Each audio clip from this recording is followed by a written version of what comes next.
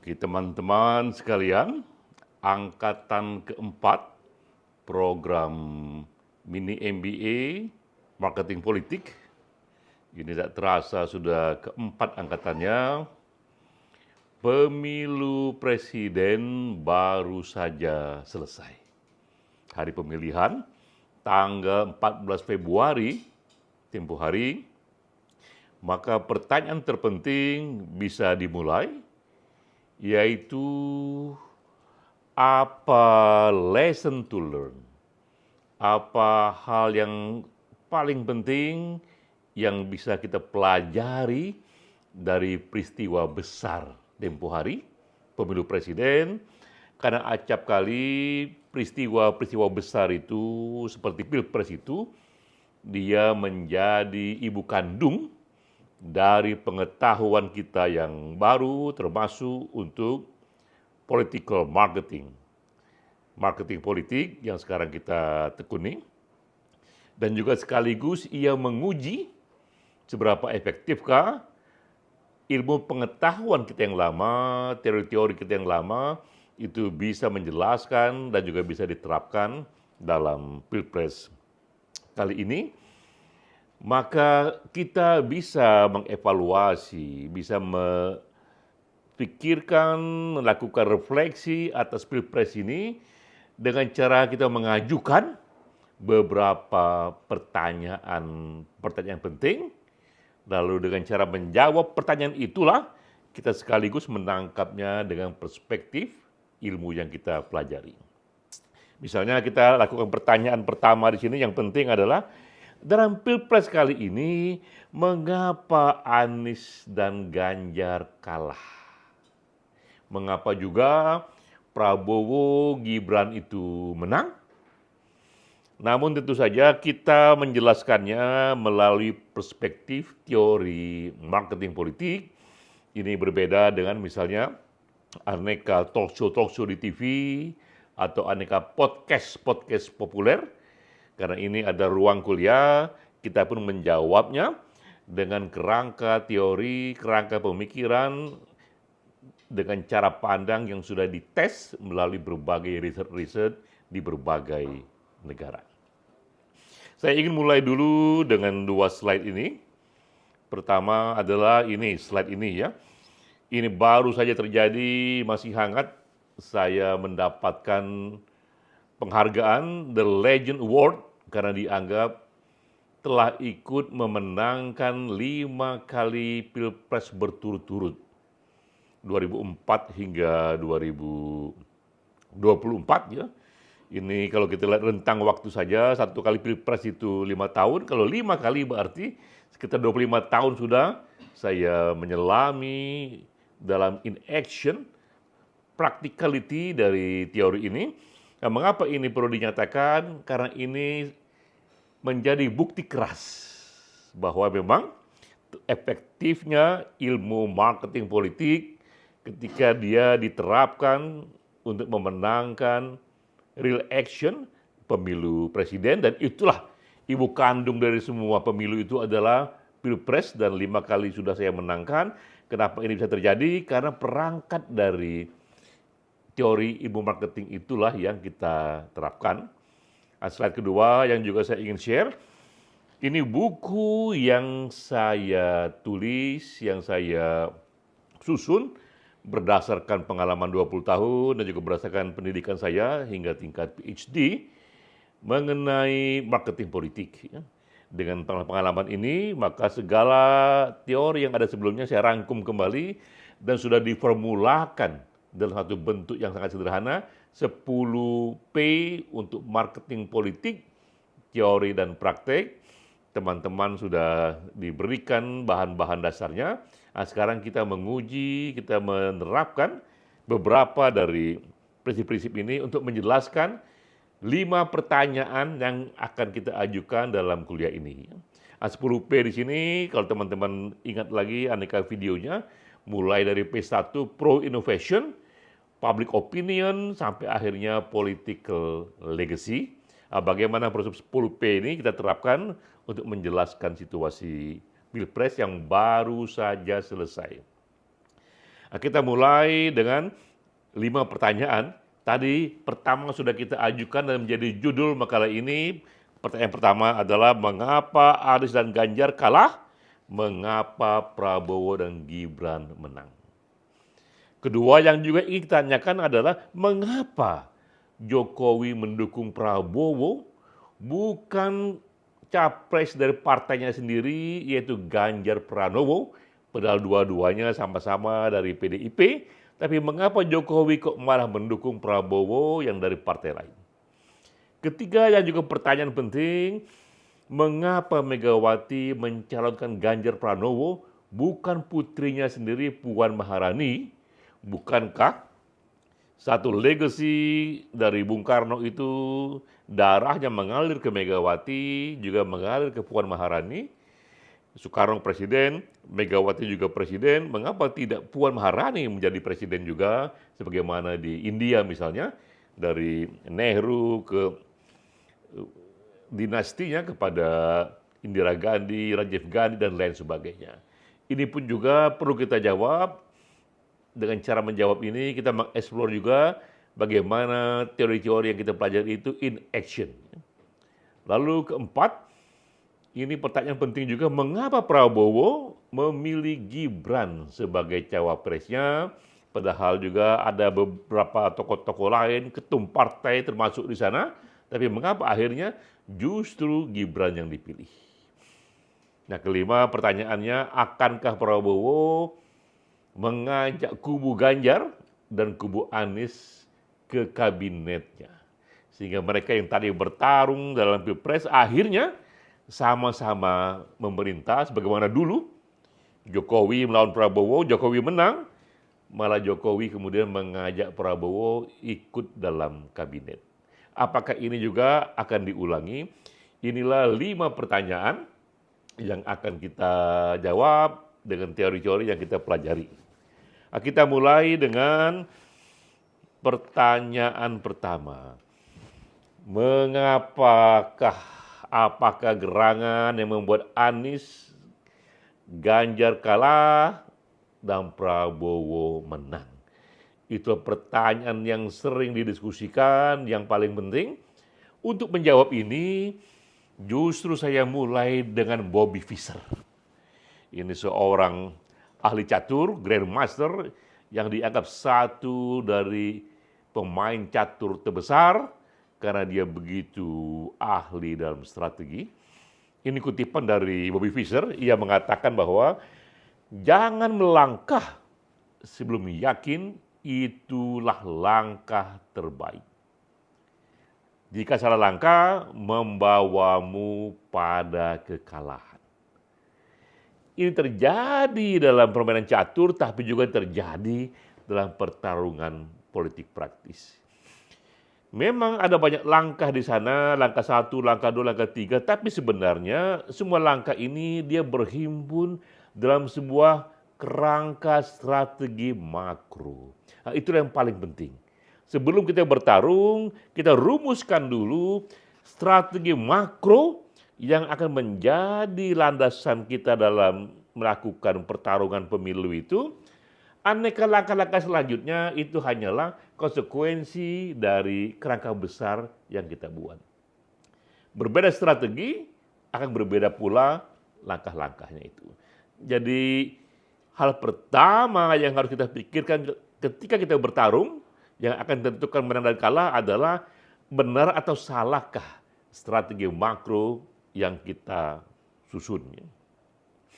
Nah, maka ini sila pertamanya.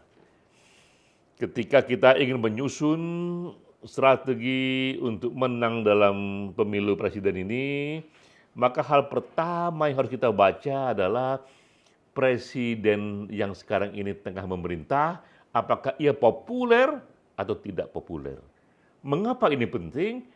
Karena inilah cara yang paling simple, cara yang paling mudah untuk kita tahu public mood, untuk kita tahu bagaimana ini opini dan perasaan majority pemilih yang nantinya akan memilih juga capres-capres yang bertarung itu. Dengan cara mengetahui bagaimana mereka menilai presiden yang kini sedang berkuasa, yang saat itu adalah Jokowi. Nah ini datanya bahwa approval rating Jokowi yang dinilai dari berbagai lembaga survei itu tinggi sekali, minta ampun populernya 75-80%. Fakta ini haruslah menjadi dasar pertama untuk kita menyusun strategi makro tadi. Maka kita pun sampai pada inilah prinsipnya, jika presiden yang sedang berkuasa itu sangat populer, maka strategi makro kita susun agar capres kita ini terasosiasi sangat kuat sekali dengan presiden itu. Jika ia sangat populer. Sebaliknya, jika ia tidak populer, terpuruk, tak disukai publik luas, strategi makronya adalah capres yang mau kita bantu itu, yang mau bertarung itu, justru harus menarik jarak, disasosiasi kepada presiden yang sedang berkuasa itu.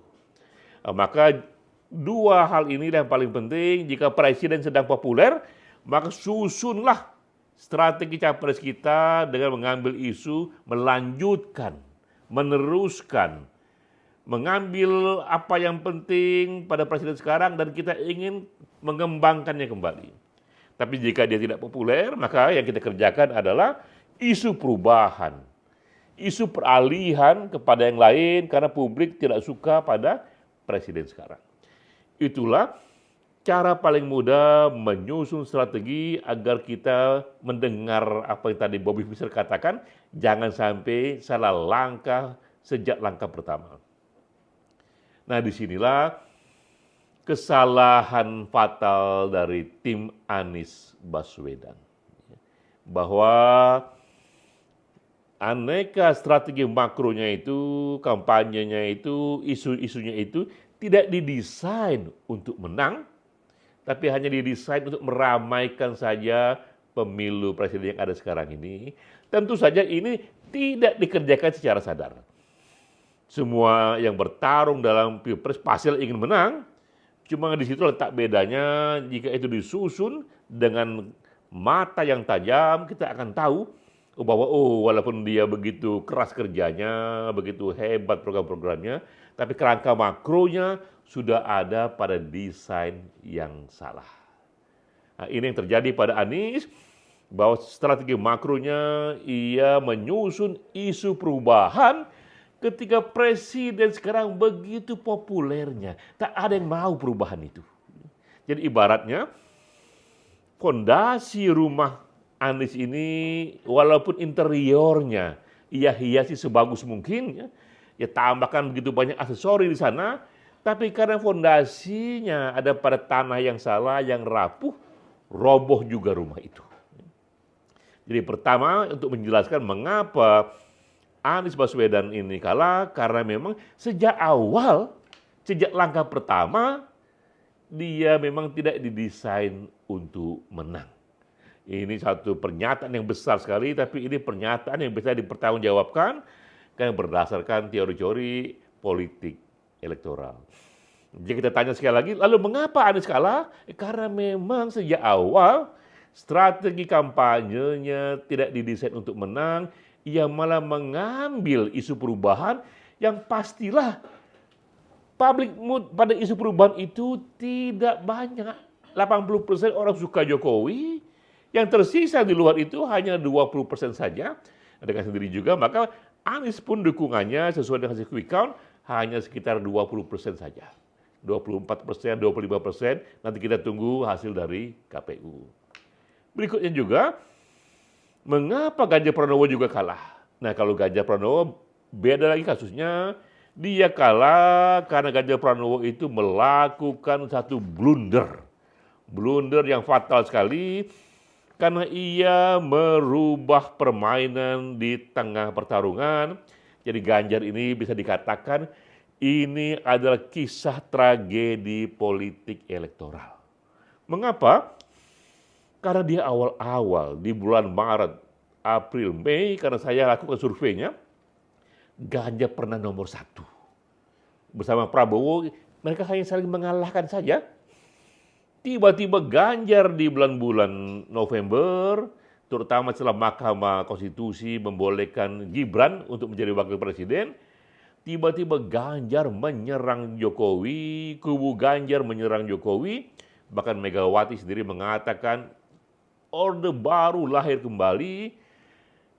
Itulah blunder pertama yang terjadi dan direkod oleh aneka lembaga survei. Ganjar tadinya tinggi sekali, 35%, terus merosot ke angka 27, ke 25, 21. Akhirnya di akhir, ia hanya dapat 16% koma saja. Jadi pada kasus Ganjar, kenapa dia kalah? Penyebabnya adalah blunder yang terjadi di tengah permainan. Pada Anies tadi, kenapa dia kalah? Karena dia tidak didesain untuk menang, tentu saja secara tidak sengaja. Lalu mengapa Prabowo yang menang? Nah, inilah contoh satu kampanye strategi yang mengambil public mood sebagai caranya. Kebetulan memang saya ikut di sini, saya ikut merumuskan strateginya, walau tentu saja itu datang dari Prabowo sendiri, dari instingnya dalam berpolitik. Dia sudah mengikuti Pilpres ini 5 kali, ini yang kelima. Sehingga muncul sekali insting politik yang tajam. Saya datang dengan data dan saya katakan, Pak, memang untuk menang ini teruslah terasosiasi kepada Jokowi karena yang sedang populer sekarang ini. Tapi waktu itu di bulan Maret sampai Juni, sampai September, sampai Oktober bahkan, porsi Jokowi ini terbagi antara Prabowo dan Ganjar. Maka strategi kita bikin pelan-pelan pendukung Ganjar ini keluar dari Jokowi, terpisahkan dari Jokowi, sehingga Jokowi semakin dimiliki secara eksklusif oleh Prabowo. Nah, ini datanya bahwa kita pernah survei dan menunjukkan bahwa mereka yang puas pada Jokowi itu 80% pemilih jumlahnya, tapi di bulan Juni hanya 25% saja dari yang puas pada Jokowi ini, hanya 25% yang lari ke Prabowo. Tapi pelan-pelan di bulan Februari sudah menanjak 60% dari yang puas pada Jokowi lari pergi ke Prabowo. Nah, itulah yang menjelaskan mengapa Prabowo menang, mengapa Anies kalah, mengapa Ganjar kalah, karena awal-awalnya adalah kesalahan strategi atau ketepatan strategi makro. Nah, ini yang pertama-tama, para konsultan politik atau mereka yang ingin ahli dalam marketing politik, apalagi jika pertarungannya menang dan kalah, ingatlah ucapan dari Bobby Fischer ini, dan saya kemas dalam marketing politik. Awalnya penentunya adalah salah dan benarnya strategi makro yang kita buat. Jika strateginya salah, maka semua detail-detail walaupun bagus, tapi jika dia ada di kesalahan ini, ia pun hanya orang bilang terbuang ke laut saja. Nah, berikutnya kita masuk ke pertanyaan kedua. Ini pertanyaan juga sama pentingnya. Lalu mengapa saat itu Jokowi memilih Prabowo? Padahal bukankah Jokowi itu dari PDIP dan bukankah PDIP saat itu mencalonkan Ganjar Pranowo? Apa yang terjadi? Maka kita perlu masuk ke dalam satu hal yang sangat penting sekali dalam marketing politik. Bahwa tujuan tertinggi dari pemasaran politik, apalagi ini jika pemilu konteksnya, adalah membangun legasi. Seorang presiden menang dan kalah itu hanya bab-bab awal saja, tapi itu bagian dari buku besar, yaitu membangun legasi dengan cara ia membuat satu program yang besar yang memberi warna bagi masyarakatnya.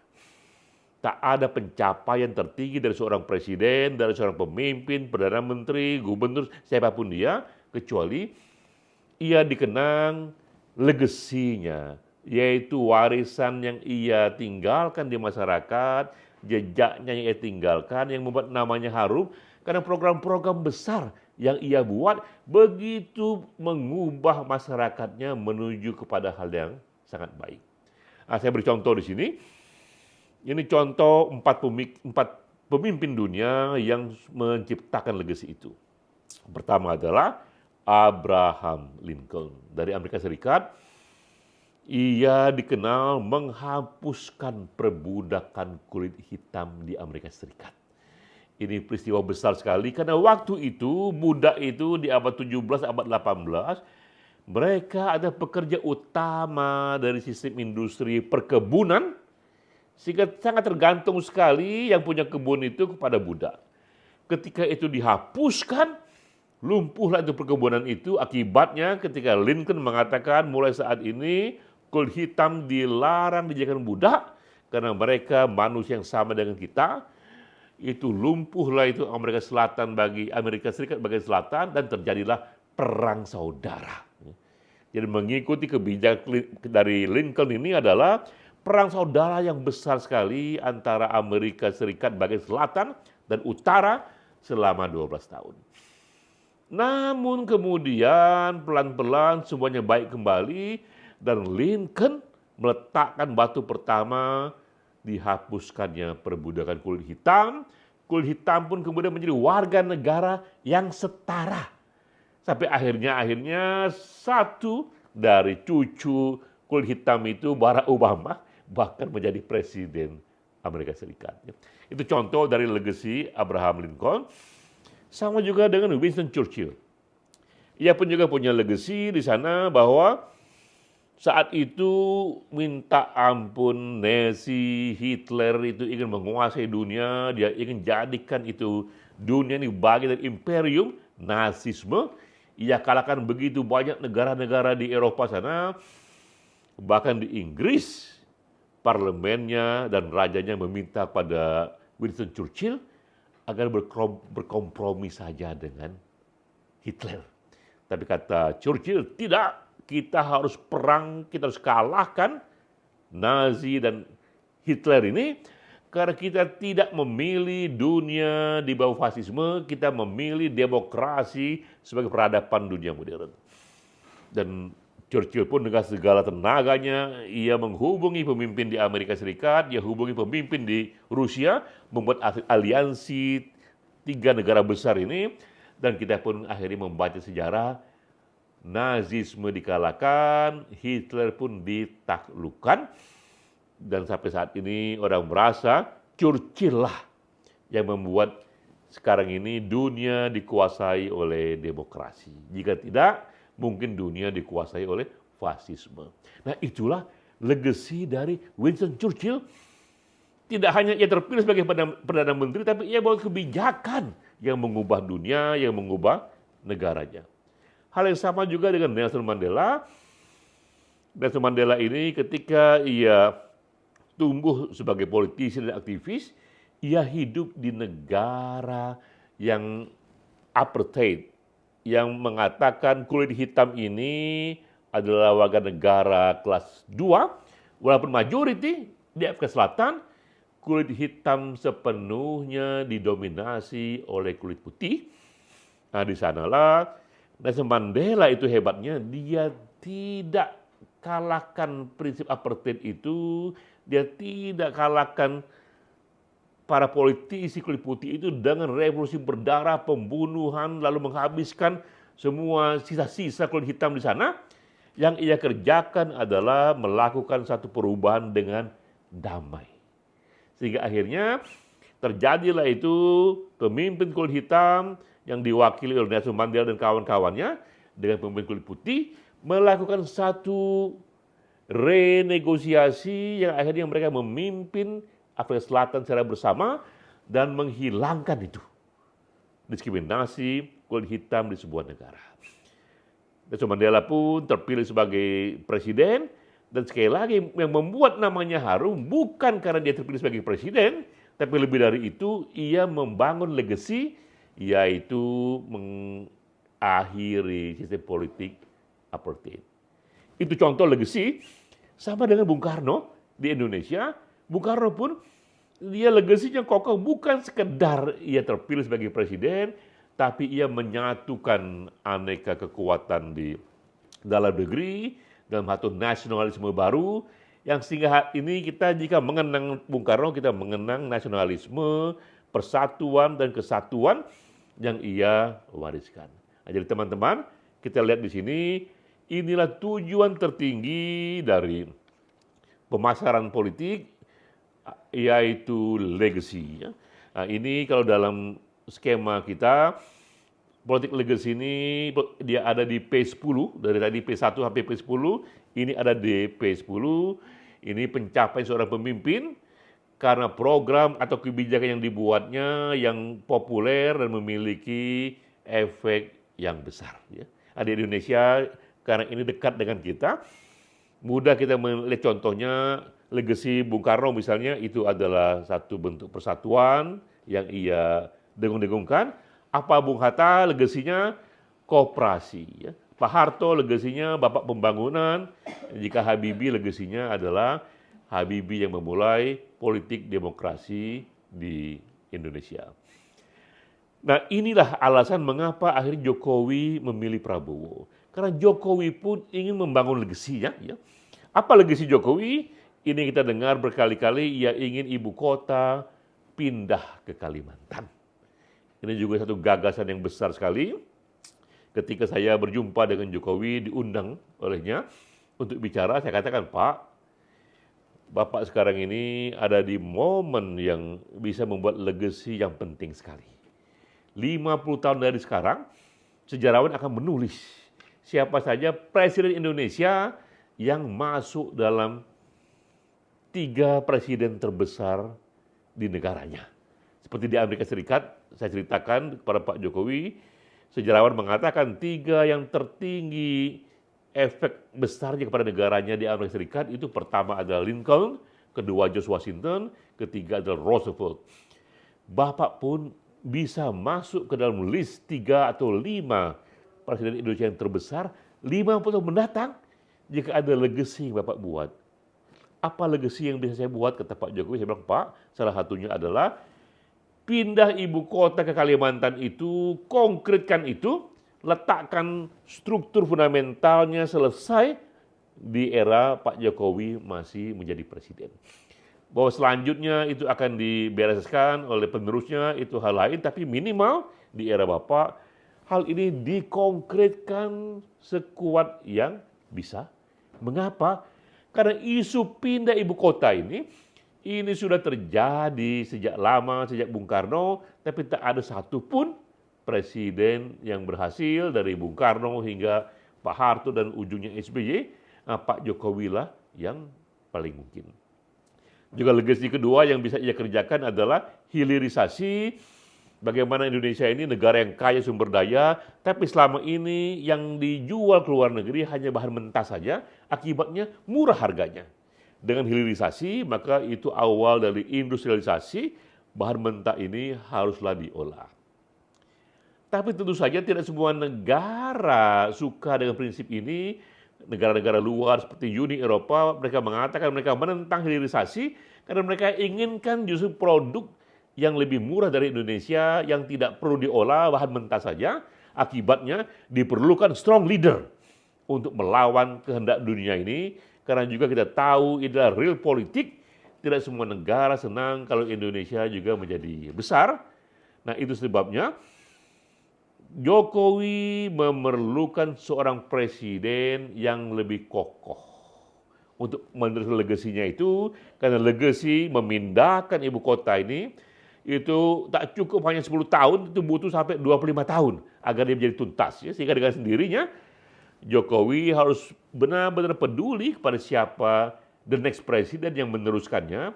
Karena jika yang menang Anies misalnya, Anies sudah mengatakan bahwa dia akan merevisi pindah ibu kota. Itu yang kita dengar ya.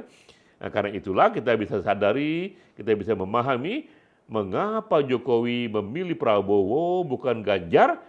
Karena memang dia merasa Prabowo lah yang secara subjektif menurut Jokowi bisa melanjutkan legasinya untuk akhirnya terjadi. baik untuk pindah IKN-nya itu ataupun untuk hilirisasi, dan juga Prabowo juga yang kemungkinan menangnya paling tinggi. Nah, itu menjelaskan mengapa Jokowi akhirnya berani sekali ia menyeberang dari partainya, tidak mencalonkan Ganjar, berhadapan dengan Ibu Megawati, dan ia memilih Prabowo karena motifnya untuk membangun legacy itu lebih tinggi ketimbang asosiasinya kepada partainya, kepada Ibu Mega. Dengan sendirinya dia ambil risiko itu, dan dia tahu bahwa legacy itu bisa diteruskan oleh Prabowo. Nah, itu pertanyaan kedua. Nah, sebelum saya lanjut ke pertanyaan ketiga, keempat, kelima, apakah ada dulu dari teman-teman pertanyaan supaya terjadi dialog dua arah? Ya. Jika ada saya jawab dulu satu pertanyaan, dua pertanyaan. Ya. Jika tidak ada saya lanjut. Silakan itu Ibu Ana diatur.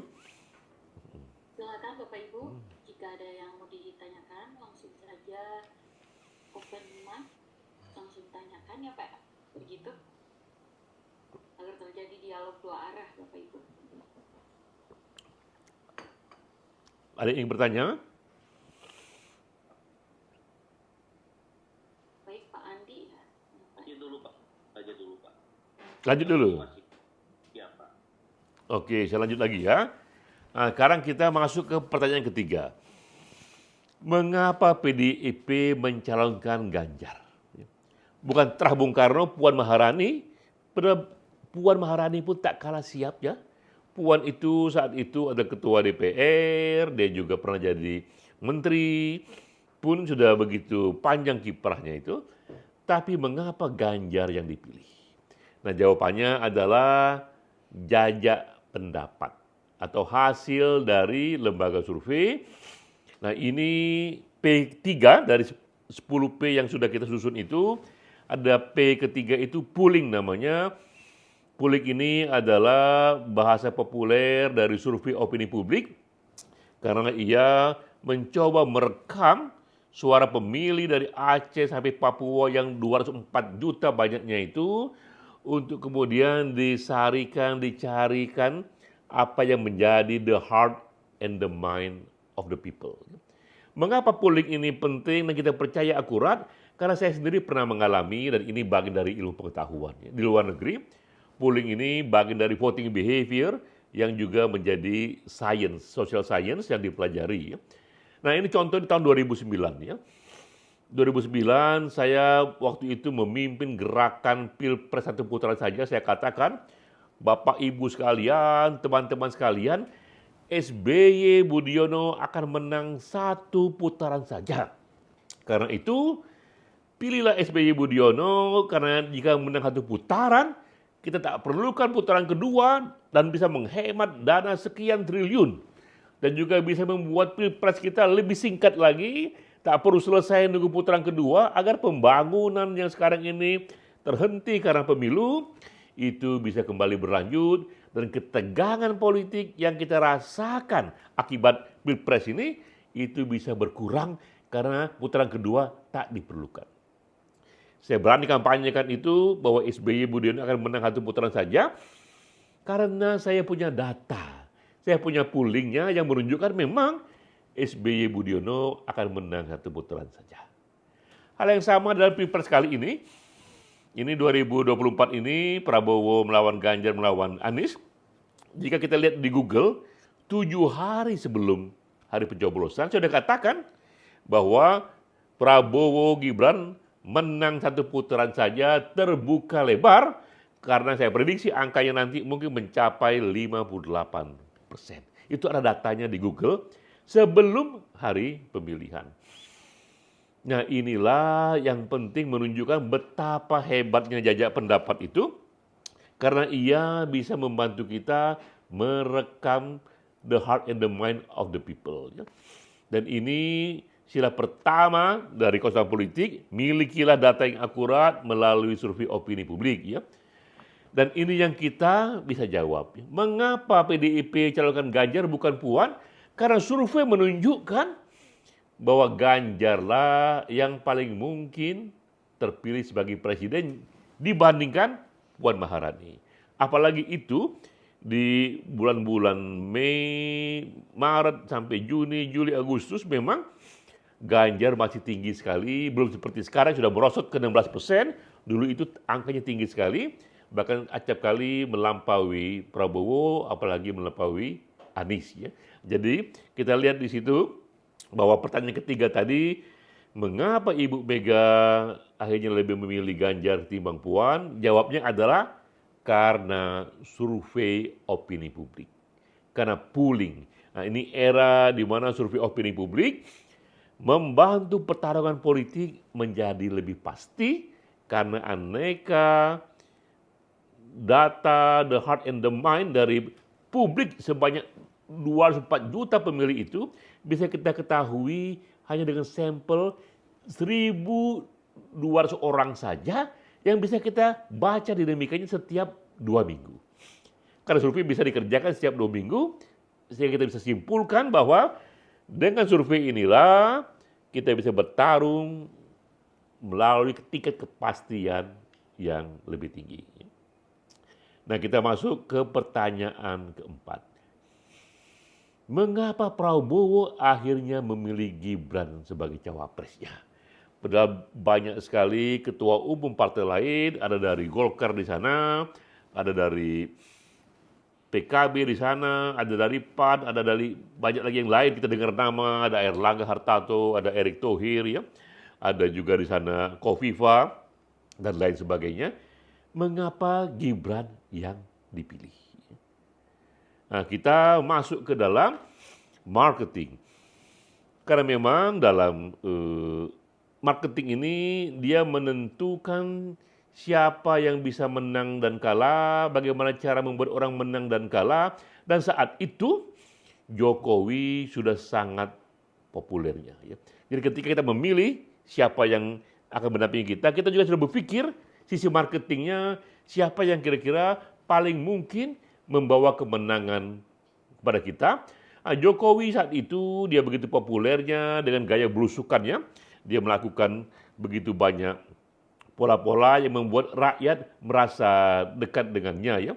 Dan alasan itulah yang akhirnya membuat Prabowo memilih Gibran. Pertama karena Jokowi saat itu sangat populer sekali, approval ratingnya 75-80%, dan Gibran itu membawa efek Jokowi, asosiasi kepada Jokowi begitu tingginya. Itu alasan pertama ya. Alasan kedua juga di samping tadi ini juga Gibran pun membawa banyak sekali pemilih milenial, mereka yang usianya itu 40 tahun ke bawah, ya, dan itu jumlahnya sekitar 50%. Nah, Gibran satu-satunya wakil milenial yang bertarung dalam Pilpres. Tidak Prabowo, tidak Ganjar, tidak Mahfud, tidak Anies, tidak Muhaimin, yang usianya usia milenial, hanya Gibranlah satu-satunya usia milenial, sehingga dia potensial membawa suara milenial yang jumlahnya itu 50% dari populasi. Jadi pertama tadi adalah mereka yang suka pada Jokowi, itu 80% populasinya, kemudian juga pemilih milenial itu 50% populasinya, dan ketiga juga Gibran bisa memecah suara di Jawa Tengah.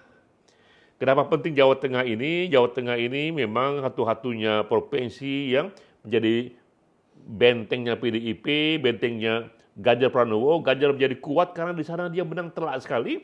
Tapi dengan masuknya Gibran nanti, suara Jawa Tengah itu bisa dibelah. Ya. Mengapa? Karena Jokowi juga populer di Jawa Tengah. Ya. Ketika Jokowi itu menang Pilpres di Jawa Tengah, dia perolehannya 77,9%. Sementara Ganjar ketika menang Pilkada hanya 58,78%.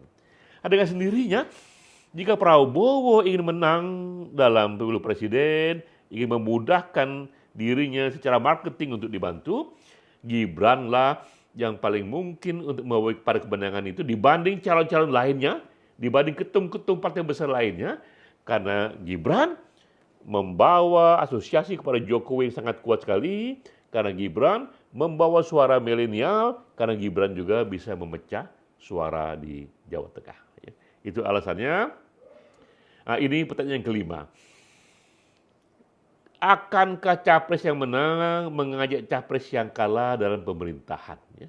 Ini Prabowo dari hasil quick count sudah hampir dipastikan dia menang, nanti KPU pun juga hasilnya akan sama dengan quick count. Pertanyaannya, lalu apakah Prabowo akan mengajak Anies atau Ganjar, atau kubu Anies dan kubu Ganjar masuk dalam pemerintahan, sebagaimana Jokowi yang sudah memulai itu mengajak Prabowo masuk dalam pemerintahan. Nah ini kasusnya, bahwa Prabowo kemarin diajak oleh Jokowi setelah selesai Pilpres 2019 untuk masuk ke kabinet ya.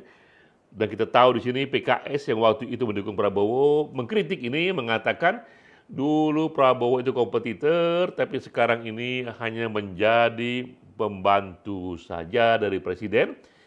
PKS mengkritik ini, namun Prabowo punya pikiran yang jauh lebih kokoh. Mengapa?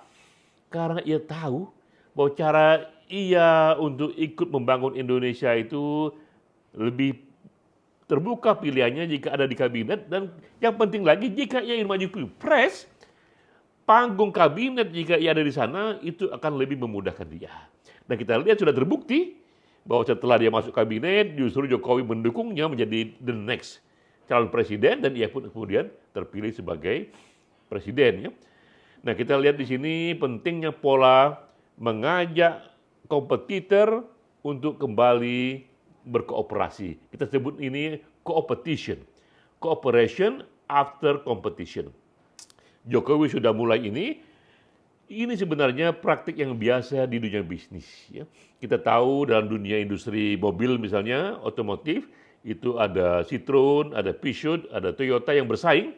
Tapi pernah satu waktu Citroen dan Peugeot ini, mereka bekerja sama menciptakan satu mesin, karya mereka berdua, lalu setelah itu mesin itu kembali dipakai oleh masing-masing otomotif itu, dipakai oleh Citroen, dipakai oleh Peugeot, untuk kembali bersaing kembali di pasar. Jadi mereka pernah bekerja sama, lalu bersaing kembali, kerjasama kembali. Itu disebut competition, cooperation, dan competition. Bagus juga ini jika diterapkan dalam politik praktis dan Pilpres, dan sudah dikerjakan oleh Jokowi. Dia di tahun 2019, bahkan 2014 juga, berkompetisi dengan Prabowo, bertarung dengan Prabowo, tapi kemudian dalam kabinet, Prabowo diajak menjadi bagian dari kementerian. Nah, kita juga harap demikian terjadi, bahwa Prabowo pun akan mengajak kubu Anies dan kubu Ganjar masuk dalam pemerintahan dengan mengatakan bahwa inilah pola politik yang bagus untuk Indonesia. Kita memang bertarung, tapi kita bertarung dalam keluarga besar. Setelah bertarung, marilah kita bekerja sama. Jokowi sudah membuat contoh itu. Dulu Jokowi kata Prabowo, lawan saya. Jokowi mengajak saya masuk ke kabinet, saya masuk. Sekarang saya menang, kata Prabowo, marilah kubu Ganjar dan kubu Anies ikut juga masuk dalam pemerintahan. Kita memerintah sama-sama. Nanti 2029 bertarung lagi. Setelah bertarung, kita kemudian bekerja sama lagi. Jadi kerjasama dan pertarungan dibuat terjadi berulang-ulang, sehingga akhirnya kita bisa berpolitik dengan rileks. Ya.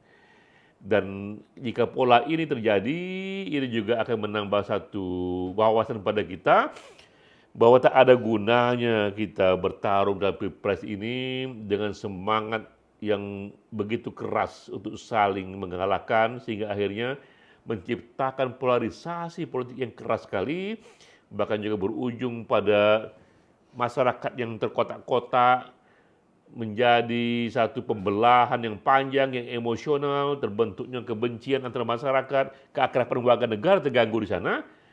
Karena kita melihat bahkan calon-calon presidennya pun ujungnya mereka bekerja sama kembali. Prabowo sama Jokowi bertarung keras sekali dan menciptakan polarisasi yang keras sekali, tapi kita lihat ujungnya Jokowi dan Prabowo bersatu kembali, memerintah bersama kembali. Nah, ini memberikan insight kepada kita, jika Prabowo melanjutkan tradisi ini, maka pelan-pelan Indonesia akan masuk dalam kultur politik baru yang menjadi contoh dunia, dan orang berkata, lihatlah Indonesia, para pemimpinnya, mereka terapkan competition. Setelah mereka bertarung keras sekali, mereka setelah itu bekerja sama dalam pemerintahan, mengajak calon yang kalah masuk dalam pemerintahan, sehingga polarisasi masyarakatnya menjadi berkurang. Nah, itulah yang kita harap, bahwa kita bisa berpolitik dengan rileks saja. Jadi itu Bu Ana, pengantar dari saya bahwa 5 pertanyaan mengenai Pilpres sekarang ini kita ajukan dan kita tangkap dengan kerangka teori 10P, tidak semua P-nya itu kita explore, karena memang tidak semua pertanyaan dia relevan, tapi minimal ini menjadi contoh betapa teori-teori kita pelajari itu berguna untuk kita jadikan kerangka melihat situasi. Dan yang terpenting di sini adalah pesan terakhirnya itu bahwa kita pun harus memulai ikut menyuburkan pola competition, mendorong pemimpin kita berkompetisi sekeras-kerasnya, tapi setelah itu kooperasilah, bekerjasamalah, sehingga kita bisa menjadikan ini kultur politik baru, bertarung dalam politik atau berpolitik dengan rileks saja. Demikian Bu Ana, silakan jika ada pertanyaan, dengan senang hati saya menjawabnya.